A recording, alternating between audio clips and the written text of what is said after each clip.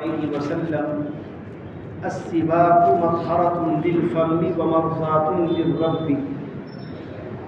آپ صلی اللہ علیہ وسلم نے ارشاد فرمایا، مسواک منہ کی صفائی کا ذریعہ ہے اور اللہ کی خوشنودی حاصل کرنے کا ذریعہ ہے۔ دو حدیثیں آپ کے سامنے آ چکی ہیں کل اور پرسوں، انما الاعمال بالنیات اور الطہور شطر الایمان۔ یہ آج تیسری حدیث آپ کے سامنے پڑھی گئی ہے، جس میں دو باتیں مسواک کی فضیلت اور اہمیت کے تعلق سے بیان کی گئی ہے کہ اللہ کے رسول علیہ السلام کا ارشاد ہے کہ مسواک سے منہ کی صفائی بھی ہوتی ہے اور مسواک سے اللہ کی رضا اور خوشنودی بھی حاصل ہوتی ہے۔ بلکہ حدیث میں یہاں تک آیا ہے کہ جو نماز مسواک کر کے پڑھی جائے وہ ان 70 نمازوں سے زیادہ بہتر ہے جو بغیر مسواک کے پڑھی جاتی ہیں۔ یعنی ایک نماز وہ ہے جس کے شروع میں وضو کرتے وقت آپ نے مسواک کی ہے، وہ ان 70 نمازوں سے بہتر ہے جن 70 نمازوں میں مسواک نہیں کیا گیا ہو۔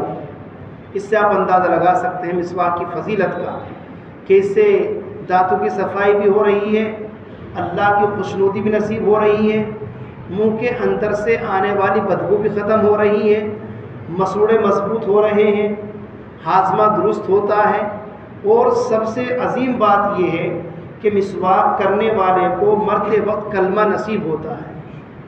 مسواک کرنے والے کو موت کے وقت کلمہ نصیب ہوتا ہے۔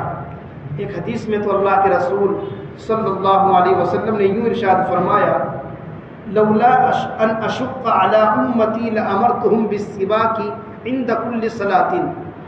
اگر مجھے اپنی امت کے اوپر مشقت اور پریشانی کا اندیشہ نہ ہوتا، میں ہر نماز کے وقت اپنی امت کو مسواک کرنے کا حکم دیتا، یعنی میں مسواک کو واجب کر دیتا ہر نماز سے پہلے۔ لیکن اگر مسواک کو ہر نماز سے پہلے واجب کر دیا جاتا تو امت کے لیے بڑی پریشانی ہو جاتی۔ بعض دفعہ ایسا ہوتا ہے آدمی سفر میں مسواک گھر پر بھول گیا، بعض دفعہ ایسا ہے کہ آدمی مسجد میں آیا مسواک گھر پر بھول گیا، مسواک جیب سے کہیں نکل گئی، اور جب یہ چیز واجب ہو جاتی تو نہ وضو درست ہوتا نہ نماز درست ہوتی۔ لیکن آپ علیہ السلام نے فرمایا کم از کم مسواک کرنے کا اہتمام کرنا چاہیے، اور خاص طور پر رمضان کے مہینے میں تو اس کا اور زیادہ اہتمام کرنا چاہیے۔ آپ صلی اللہ علیہ وسلم کا مبارک معمول تھا، جب آپ باہر سے گھر میں تشریف لاتے تھے، سب سے پہلا کام گھر میں داخل ہوتے ہی آپ کا مسواک کرنا تھا۔ کیوں؟ حالانکہ آپ صلی اللہ علیہ وسلم کا معاملہ تو یہ ہے کہ آپ کا جو مبارک پسینہ ہے، دنیا کے تمام عطر اور دنیا کی تمام خوشبوئیں ایک طرف، اور پیارے آقا علیہ السلام کا مبارک پسینہ ایک طرف، اس کی جیسی تو کوئی خوشبو دنیا میں ہو ہی نہیں سکتی ہے۔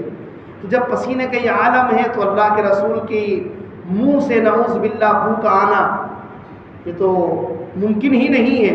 لیکن اصل تعلیم دینا ہے امت کو کہ جب آپ گھر میں آئیں، اپنے بیوی بچوں کے پاس آئیں، کہیں ایسا نہ ہو کہ آپ کے منہ سے بدبو آئے اور آپ کی بیوی آپ کے بچے آپ سے بات کرنا پسند نہ کریں، جس سے آپس میں نفرت پیدا ہو جائے گی، آپس میں تعلقات خراب ہوں گے۔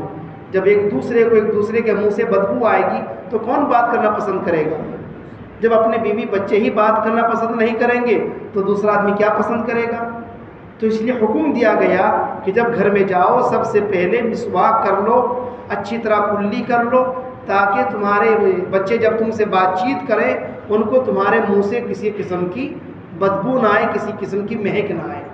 تو یہ تیسری حدیث ہے جس کو یاد بھی کرنا ہے کہ السواک مطہرۃ للفم ومرضاۃ للرب۔